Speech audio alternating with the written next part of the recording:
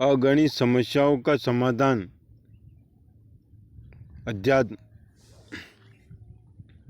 चर्चा अध्यात्म की हो रही है।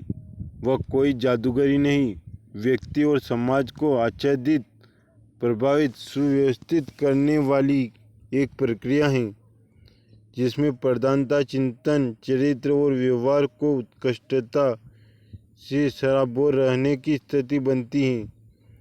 इसीलिए उसे व्यक्ति विज्ञान, समाज विज्ञान, शास्त्र और प्रगति परंपरा भी कह सकते हैं। उस प्रक्रिया को जन जन के मन में उतारने से बात बनती है। मात्र कुछ जिज्ञासुओं और दार्शनिक प्रतिपादन का वह विषय नहीं है। कुछ भावुक जन इसे कथा, पुराण या सत्संग प्रवचन की तरह सुनते रहे और इस कान से सुनकर उस काम निकालते रहे तो भी कुछ बात नहीं बनती। धार्मिक कर्म कांडों के माध्यम से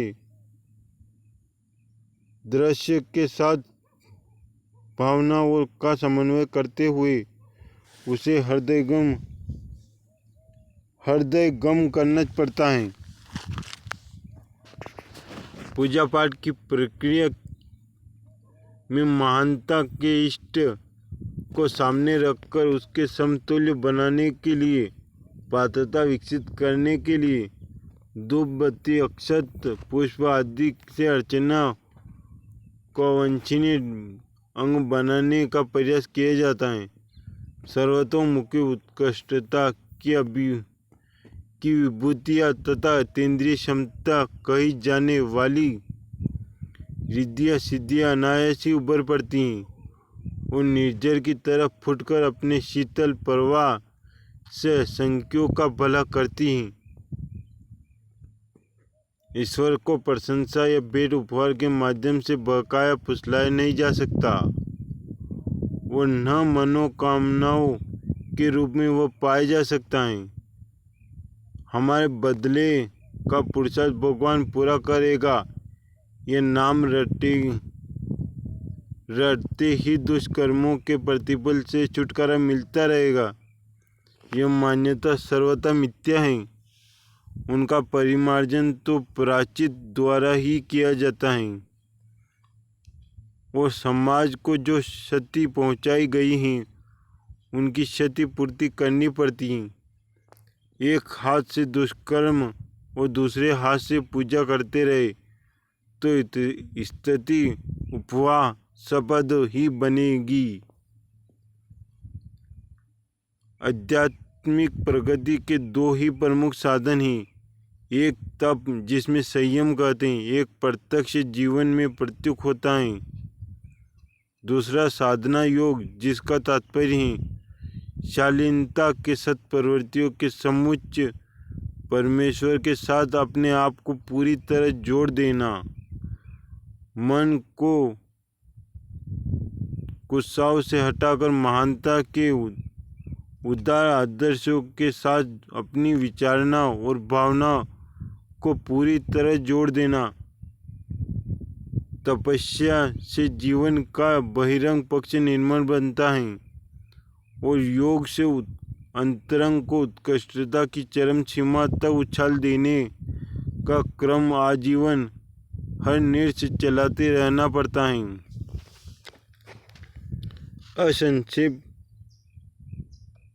संक्षेप में चिंतन में उत्कृष्टता, चरित्र में आदर्शवादिता और व्यवहार में शालीनता के प्रगाढ़ समावेश करने के अनवरत प्रयत्नशीलता ही तप है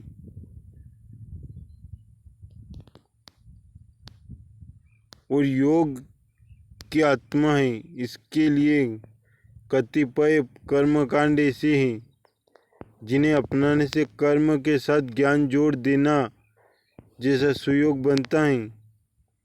यही है तत्व ज्ञान का दर्शन पक्ष। यह युग संधि की वेला है। युग परिवर्तन का सुनिश्चित काल यही है। जैसा कि समझा जाता है कि 21वीं सदी विनाश, पतन और संकटों की होगी। इस प्रकार के कथन साधारण लोग बराबर ही कहते आ रहे हैं, पर अध्यात्म क्षेत्र की उच्च स्तरीय शक्तियाँ इस विपन्नता से जूझने और समृद्धि प्रगति का वातावरण बनाने के लिए समय रहते जुट रही हैं और वे दोहरी भूमिका संपन्न करेगी। दूसरे विकास के अभिनव आधार खड़े करेगी। अगले दिनों विश्व के विराट को समेटकर एक केंद्र पर लाया जाएगा। बढ़ा हुआ विज्ञान कौशल, दूरगामी परिवहन और राजनीतिक आर्थिक क्षेत्रों का परस्पर गुंथ जाना ऐसा आधार हैं जिनके कारण सुविस्तृत संसार एक गांव, एक घर की तरह बन जाएगा। इसकी छींट-फूट समस्या एक एक करके हल नहीं की जा सकेगी, वरन उन्हें एक एक मुश्त ही सुलझाया होगा। चेचक का उपचार फुंसिया पर मरहम लगाते फिरने से नहीं, रक्त शोधन से होता है। मक्खी मच्छरों की बढ़ोतरी पर उन्हें एक एक करके मारना कठिन है। नाले की गंदगी साफ करने और उस पर चूना फिनाइल छिड़कने से ही समाधान बनता है। इसी प्रकार विश्व के हर क्षेत्र और हर वर्ग में बिखरी हुई अगणित समस्याओं का एक हल है कि विश्व को एकता की धुरी में जोड़ दिया जाए। उसके साथ मानवीय क्षमता का सिद्धांत अविच्छिन्न रूप से जोड़ दिया जाए।